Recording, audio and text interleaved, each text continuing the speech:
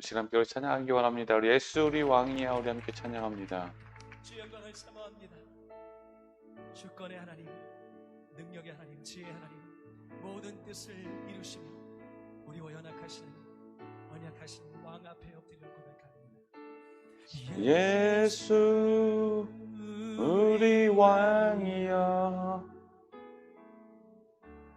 이곳에 오소서. 주여 임하사 찬양을 받아 주소서. 주님을 찬양하오니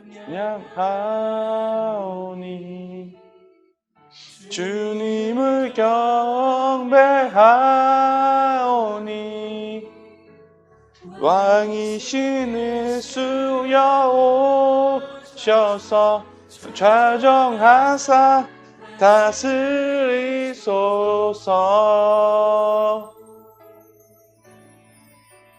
예수 우리 왕이여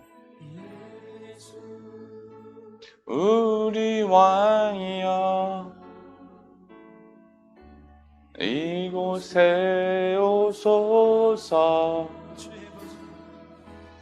보좌로 주여 임하사 찬양을 받아 주소서.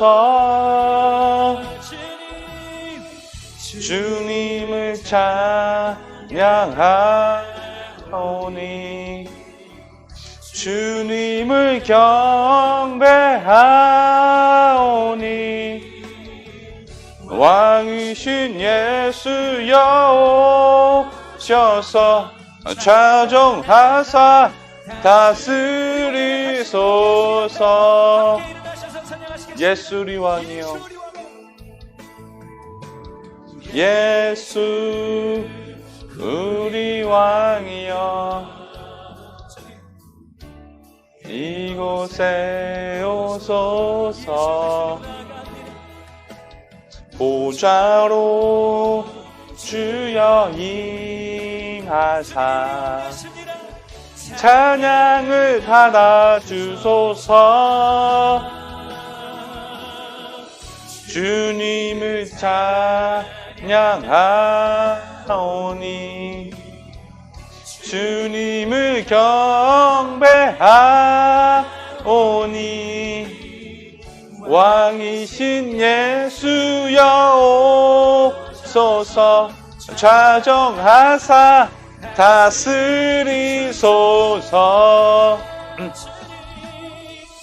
주님을 찬양하오니 주님을 경배하오니 왕이여 좌정하사 다스리소서. 다스리소서. 좌정하사 다스리소서. 우리 계속해서 함께 찬양하기 원합니다. 우리 주만 바라볼지라 우리 함께 찬양하겠습니다.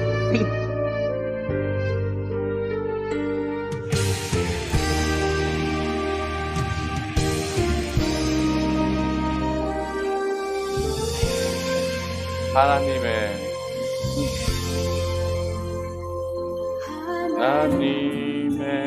사랑을 사모하는 자, 하나님의 평안을 바라보는 자, 너의 모든 것 창조하신 우리 주님이 너를 얼마나 사랑하시는지 하나님께 찬양과 경배하는 자, 하나님의 선하심을 닮아가는 자, 너의 모든 것 창조하신 우리 주님이 너를 자녀 삼으셨네. 하나님 사랑의 눈으로 너를 어느 때나 바라보시고 하나님인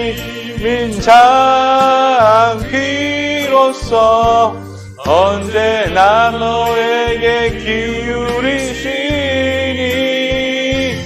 어두움에 밝은 빛을 비춰주시고 너의 작은 신음에도 응답하시니 너는 어느 곳에 있든지 주를 향하고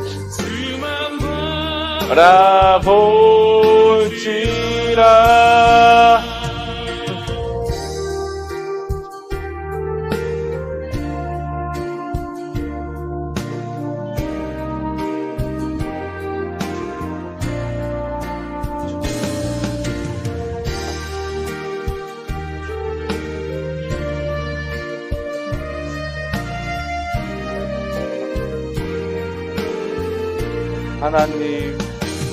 하나님 사랑의 눈으로 너를 어느 때나 바라보시고 하나님이 자한 귀로서 언제나 너에게 기울이시니 어두움에 밝은 빛을 비춰주시고 너의 작은 신음에도 응답하시니 너는 어느 곳에 있든지 주를 향하고 주만 바라볼지라. 하나님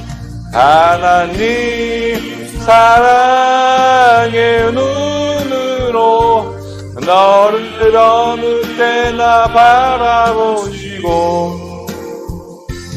하나님인 장귀로서 언제나 너에게 기울이시니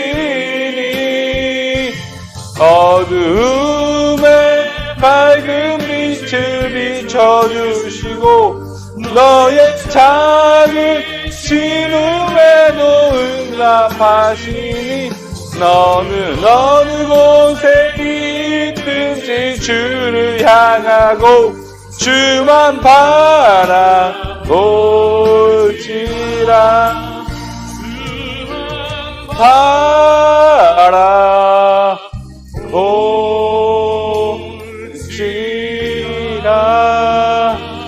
우리 시간 함께 예배를 위하여 함께 합심하여 기도하는 이 시간 되기를 소망합니다. 우리 함께 기도하겠습니다. 사랑해 주님 감사합니다. 오늘도 주를 고백하기 원합니다. 주를 만나기 원합니다. 모든 것이 다 주님의 은혜 가운데 있음을 고백하게 하여 주시옵소서. 오늘도 살아주시다. 오직 주를 위하여 살아가기 원합니다. 오직 주님만 위하여 살아가기 원합니다. 아버지 주소서. 아버지 주를 고백하기 원합니다. 진정으로 주님 만나요. 아버지 진심으로 나의 아버지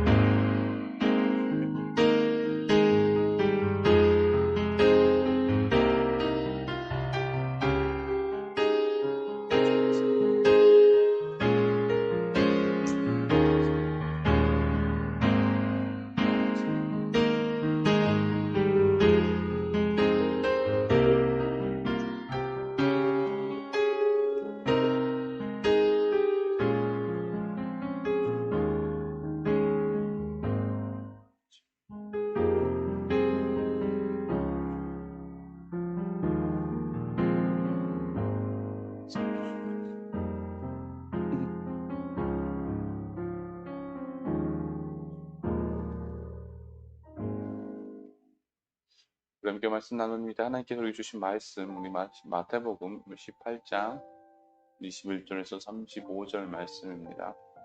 마태복음 18장 21절에서 35절 제가 받들어 봉독하도록 하겠습니다. 그때 베드로가 나아와 이르되 주여 형제가 내게 죄를 범하면 몇 번이나 용서하여 주리이까 7번까지 하오리이까 예수께서 이르시되 내게 이르노니 7번뿐만 아니라 7번을 70번까지라도 할지니라.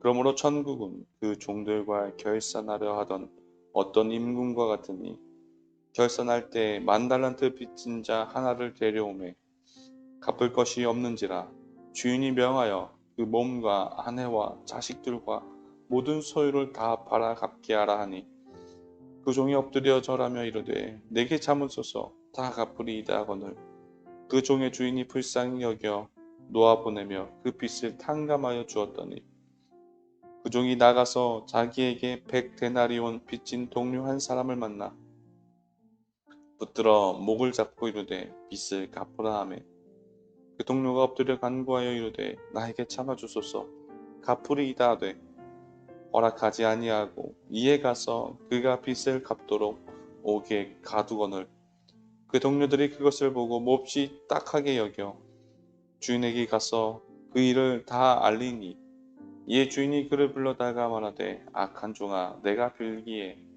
내가 내 빚을 전부 탕감하여 주었거늘 내가 너를 불쌍히 여김과 같이 너도 내 동료를 불쌍히 여김이 마땅하지 아니하고 주인이 노하여 그 빚을 다 갚도록 그를 옥졸들에게 넘기니라. 너희가 각각 마음으로부터 형제를 용서하지 아니하면 나의 하늘아버지께서도 너희에게 이와 같이 하시리라. 아멘. 오늘도 아침 예배 자리에 나온 여러분을 진심으로 우리 사랑하고 축복합니다. 오늘 예배를 통해서 좀 하나님의 그 크고 놀라우신 은혜를 발견할 수 있는 여러분 되기를 진심으로 소망합니다. 제가 학교를 다니면서 읽었던 책 가운데 에한스트 블로그의 자연법과 인간의 존엄성이라는 책이 하나 있습니다. 이 책에서는 이제 법의 역사와 그 동시에 법의 목적에 대해서 설명을 하고 있는데요. 여기서 말하는 이 자연법이라는 것은 독일어로 보면 나투어레히트라고 하는 것인데요. 그것은 우리가 당위성을 가지고 지켜야 할 법으로서 법을 말하는 것이 아니라 한 법이 한 인간의 존엄성을 지키기 위해 존재한다라고 이야기하고 있습니다. 어쩌면 그것이 바로 율법의 목적이기도 합니다. 하나님께서 우리에게 율법을 주신 목적이 무엇입니까? 왜 하나님께서 이스라엘 백성들을 모세를 통해서 십계명을 주신 이유가 무엇입니까? 단순히 율법이라는 것은 그것을 열심히 지키고 행하는 데 목적이 있지 않습니다. 율법이라는 것은 하나님께서 창조하신 모든 백성들의 삶을 지키기 위하여 존재한다는 것입니다. 바로 그것이 예수님께서 말씀하셨던 안식일에 관한 이야기였습니다. 예수님께서 이렇게 말씀하셨죠. 안식일이 사람을 위하여 있는 것이요 사람이 안식일을 위하여 있는 것이 아니니. 마르던 교수가 썼던 안식이라는 책에서도 이렇게 이야기합니다. 우리가 안식일을 지키는 것이 아니라 안식일이 우리를 지킵니다. 그래서 우리는 하나님 말씀을 지킴에 있어서 그 목적을 우리는 기억해야 합니다. 말씀은 바로 우리의 생명을 위해서 존재합니다. 그러나 그 말씀을 우리가 애써 지키려고 노력하면 노력할수록 우리는 그 율법의 굴레에서 벗어나기 힘듭니다. 그것이 바로 갈라디아에서 사도 바울이 그 율법을 들고 온 유대인 그리스도인들에게 향한 이야기를 하였습니다. 예수를 믿는 믿음을 통해서 우리가 구원을 얻는 것인데 왜 너희들은 할례나 율법을 지킴으로 인해서 율법의 굴레, 즉 저주의 속으로 들어가려 하느냐라고 묻는 것이죠. 여러분 우리는 분명히 기억해야 합니다. 율법은 우리의 열심과 노력으로 다 지킬 수는 없습니다. 다만 율법이라는 것은 우리의 노력이 아니라 사랑으로 그것을 지켜나가는 것입니다. 하지만 그 사랑이라는 것은 우리의 인간적인 사랑을 말하지는 않습니다. 오직 하나님의 놀라우신 그 은혜, 그 사랑을 깨닫는 자만이 그 사랑으로 내가 지키는 것이 아니라 그 사랑으로 율법을 지킬 수 있는 것입니다. 그것이 오늘 본문의 용서라는 율법적 계명 앞에서 우리의 신앙의 태도입니다.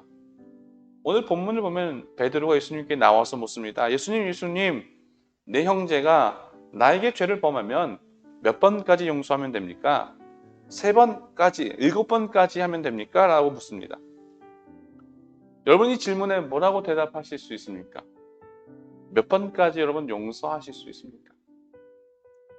어쩌면 우리가 아직도 이 숫자라는 그 보이지 않는 구조 가운데 우리 신앙이 매여 있다면 어쩌면 베드로나 유대인의 개념처럼 내가 할 수 있는 정도의 용서까지는 우리는 가능할지는 모릅니다. 하지만 여러분에게 있어서 용서는 무엇이라 생각하십니까? 정말 여러분의 힘으로 그 용서가 가능합니까? 쉽게 말해서 예수님께서 하셨던 그 말씀, 원수를 사랑하라 라는 그 명령이 여러분 정말 여러분의 힘으로 가능하냐라는 것이에요. 오늘 본문의 이 용서가 숫자의 문제입니까? 아니면 우리를 둘러싼 환경의 문제입니까? 아니면 용서를 청하는 그 사람의 태도의 문제입니까? 아니면 용서를 하기 위해서 어떤 조건이 필요합니까? 우리가 용서를 할 만한 상황이니까, 혹은 용서를 구하는 이가 정말 열심히 많이 비니까 여러분 용서가 가능합니까? 1번은 괜찮고 2번은 괜찮고 3번은 안 괜찮은 것입니까? 유대인에게 용서라는 것은 3번까지 하는 것으로서의 용서의 율법이 있었습니다. 한 사람이요 다른 사람에게 2번이나 용서하는 것처럼 대단한 일입니다. 근데 만약에 3번 잘못했다면 이것은 용서하는 사람의 문제가 아니라 잘못을 저지른 사람들의 문제겠죠. 사회법은요, 처음 저지른 범죄는요, 처음이라고 하기 때문에 법을 감형해 줍니다. 근데 2번째는요, 알고 저질렀기 때문에 법은 그 가중처벌이 되어줍니다. 베드로는 용서를 7번까지 이야기합니다. 7번까지 용서하면 되는 것입니까? 무슨 말이겠습니까? 바로 용서를 뛰어넘는, 율법을 뛰어넘는 정도의 용서는 인정받을 만한 용서 아닙니까? 라는 질문이죠. 여러분 이것이 꼭 용서만의 문제입니까? 그것이 바로 우리 신앙에서의 질문이기도 합니다. 우리의 이성을 뛰어넘을 수 있을 정도의 행위면 하나님께서 인정받지 않겠냐라는 것이요. 바로 그것이 초대교회 문제이기도 했습니다. 초대교회는요, 바로 순교의 문제가 있었습니다. 초기 박해시대 때의 순교는요, 정말 믿음 때문에 죽음을 각오한 이들이 있었습니다. 대표적인 것이 바로 초대 교부 중에 하나인 폴리캅이라는 사람은요, 로마 경기장에서 이렇게 고백하다 죽었습니다. 주님도 나를 버리지 아니하였는데 내가 어떻게 예수님을 버리겠습니까? 그 고백 앞에서 그는 그렇게 불속 가운데 죽어갔습니다. 시간이 지나면서 순교에 관한 잘못된 신앙관이 생기기 시작합니다. 순교 정도면 하나님께서 천국에서 큰 영광으로 우리를 맞이하겠다. 그런 신앙 때문에 순교를 자청하는 이들이 생겨나기 시작합니다. 물론 순교 자체를 비난하지는 않습니다. 다만 순교라고 할지라도요, 하나님께서는 그 순교의 행위를 보시는 것이 아니라 그 순교의 과정 가운데 한 사람의 믿음을 바라보신다는 사실을 우리는 잊지 말아야 할 것입니다. 그런 예수님께서는 이 베드로의 고백을 들으시고 용서는 7번뿐만 아니라 7번씩 7번까지도 하는 것이다 라고 하시면서 하나의 비유를 말씀해 주시는데요. 바로 그것이 만달란트 빚진 자의 비유입니다. 아마도 이 비유는 여러분 잘 아실 것이라 생각을 합니다. 한 사람이요, 한 주인에게 10,000달란트라는 빚을 지게 되지요. 물론 이 10,000달란트라는 것은 한 사람이 빚을 질 수도 그리고 갚을 수도 없는 한 국가가 운영할 수 있는 커다란 액수의 돈입니다. 그 말은 한 사람이 어떤 노력과 아무리 열심을 해도 갚을 길이 없다라는 것을 보여주는 것입니다. 이 비유에 이 사람이 어떤 연유로 이 빚을 지게 되었는지는 관심이 없습니다.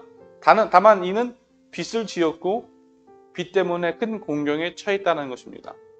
이 빚진 자는 빌기 시작합니다. 내가 갚겠습니다. 내가 갚겠습니다. 제발 용서하여 주시옵소서. 제발 제발. 여러분 무엇을 판들 이 돈을 어찌 갚을 수 있겠습니까? 이 문제를 해결할 방법은 하나밖에 없습니다.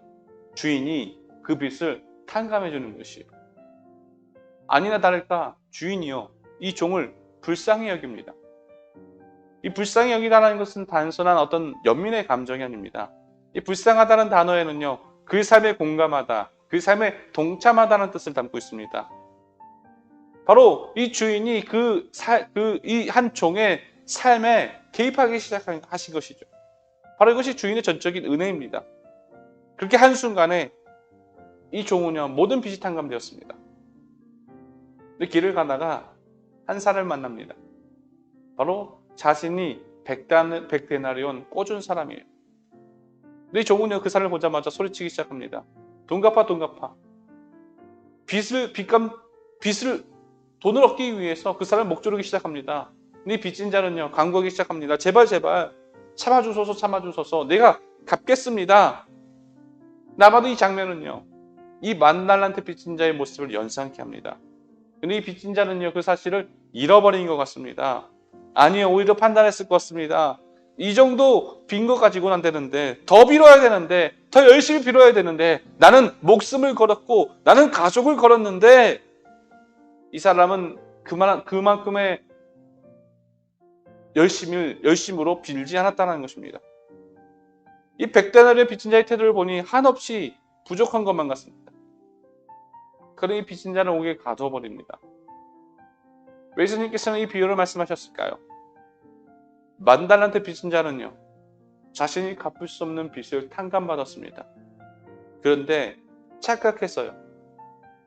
이 모든 것이 탕감받을 만했으니까, 내가 잘했으니까, 내가 열심히 빌었으니까 모든 것을 나의 공로로 여기기 시작하면서 다른 이들의 아픔이 보이지 않습니다. 어쩌면 오늘도 우리는 그렇게 살아가고 있지 않습니까? 여러분 우리는요 은혜를 경험한 사람들입니다. 우리의 죄의 문제에 있어서 우리가 할 수 있는 것은 아무것도 없습니다. 우리의 고백도 우리의 행위도 그 죄의 문제 앞에서 어느 것도 말할 수는 없습니다. 그래서 그것을 가르쳐 우리는 하나님의 은혜라고 말하는 것입니다. 우리가 구원받음에 대해 있어서 우리가 용서받음에 대해서 우리가 할 말은 없습니다. 그러니 우리는요 그 은혜에 대해서 감사하면서 살아가는 것이죠. 이 10,000달란트 빚진 자 바로 그 감사가 없었습니다. 아니 그 주인의 은혜를 모르니 어떻게 감사가 나옵니까? 내가 정말 이 빚에 대해서 주님의 은혜라고 생각했다면 당연히 우리는요 다른 이들의 아픔을 바라볼 것입니다. 어쩌면 이 시대에 교회에게 필요한 것은 어떤 이런 용서가 아닐까 싶습니다. 내가 있는 그곳, 내가 비록 이루었다고 했던 그런 업적들, 이 모든 것이 나로부터가 아니라 내가 열심히 했기 때문에, 내가 잘했기 때문에 이런 것들을 이루었다라는 생각보다 모든 것이 다 하나님께서 하셨다라는 그런 생각. 그러기에 그저 다른 이들에게 모든 것을 돌려줄 수 있는 그런 삶. 그것이 바로 용서로서의 삶이라는 것을 잊지 않고 살아가는 여러분 되기를 소망합니다. 여러분 교회 회복은 다른 곳에 있지 않습니다. 바로 은혜에 대해서 진심으로 감사하는 이들이 넘쳐날 때 그때 교회의 회복을 경험하게 될 것이고 그리고 교회를 통해서 소망과 아름다움을 보게 될 것입니다. 특별히 오늘 이 시간 함께 이 땅의 교회와 그리고 목회자들을 위해서 함께 기도할 수 있는 시간이 되기를 소망합니다. 주님, 이 교회가 진심으로 하나님의 은혜를 경험할 수 있는 교회가 되게 하여 주시옵소서. 그리하여 좀 교회가 자만하지 않고 정말 다른 이들의 아픔에 공감할 수 있는 그런 교회들이 되게 하여 주옵소서. 우리 함께 찬양하기 원합니다. 왜 슬퍼하느냐 우리 함께 찬양하기 원합니다.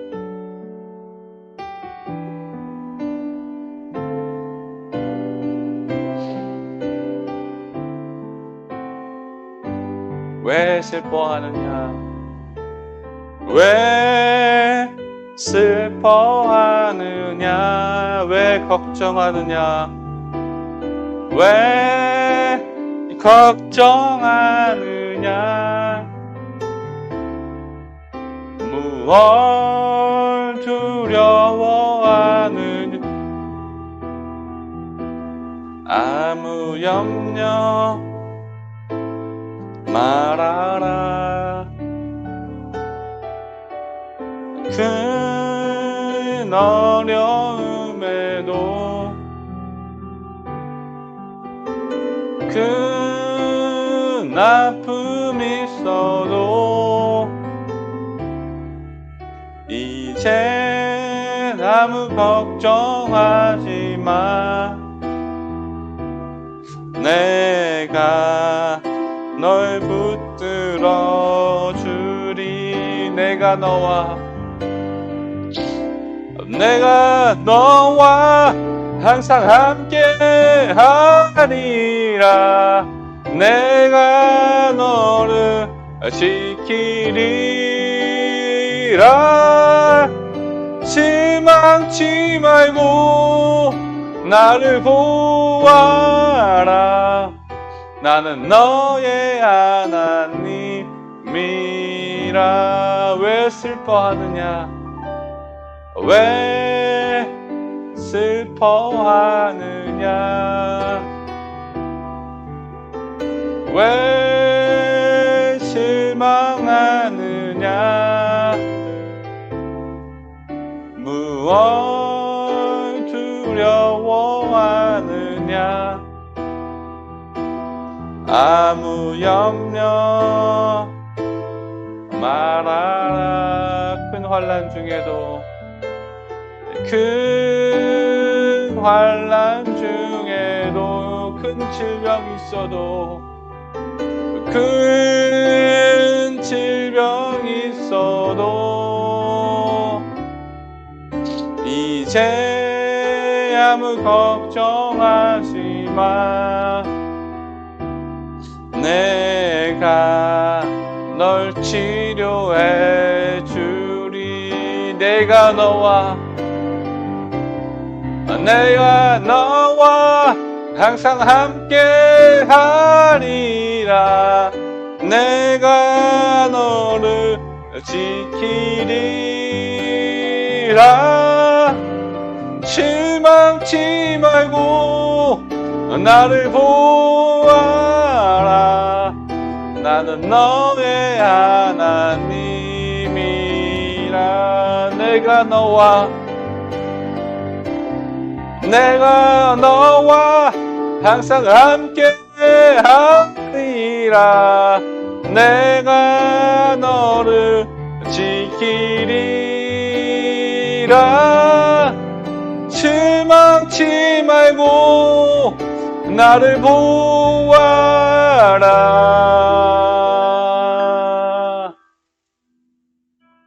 너의 하나님이라. 우리 계속해서 함께 찬양하기 원합니다. 내가 주인 삼은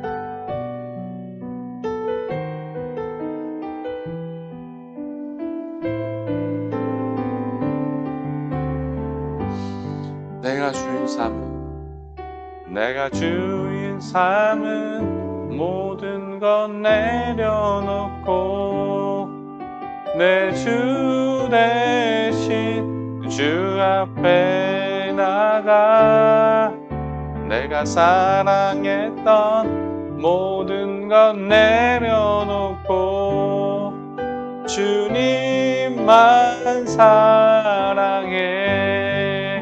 내가 주인 삼은 모든 것 내려놓고 내 주 대신 주 앞에 나가. 내가 사랑했던 모든 것 내려놓고 주님만 사랑해. 주 사랑 거친 풍랑에도 깊은 바다처럼 나를 잠잠케 해 주사랑 내 영혼의 반석 그 사랑 위에 서리 내가 주인 삼은 모든 건 내려놓고 내 주 대신 주 앞에 나가 내가 사랑했던 모든 건 내려놓고 주님만 사랑해 주 사랑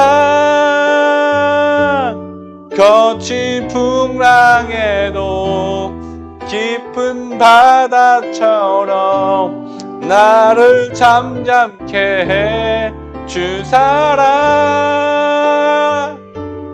내 영혼의 반석 그 사랑 위에 서리 주 사랑 거친 풍랑에도 깊은 바다처럼 나를 잠잠케 해 주 사랑 내 영혼의 반석 그 사랑 위에 서리 이 시간 함께 우리 합심하여 기도하는 시간 되기를 소망합니다. 특별히 정말 우리 교회를 위하여 함께 기도할 수 있는 우리가 되기를 소망합니다. 주님 우리의 교회가 정말 진정으로 하나님의 은혜를 경험하고 또한 다른 이들의 아픔을 정말 공감할 수 있는 그러한 교회 되게 하여 주시옵소서. 정말 우리 교회를 통하여 정말 놀라운 하나님의 뜻이 이루어지기를 소망합니다. 아버지요 우리 교회가 그런 주님의 몸된 도구로서 사용되게 하여 주시옵소서. 우리 함께 기도점을 가지고 함께 기도할 수 있는 우리가 되기를 소망합니다. 우리 함께 기도합니다. 사랑해 주님 감사합니다. 모든 것이 다 하나님의 은혜였음을 고백하게 하여 주시옵소서. 오늘 주를 보기 원합니다. 주를 만나기 원합니다. 아버지요 오직 주만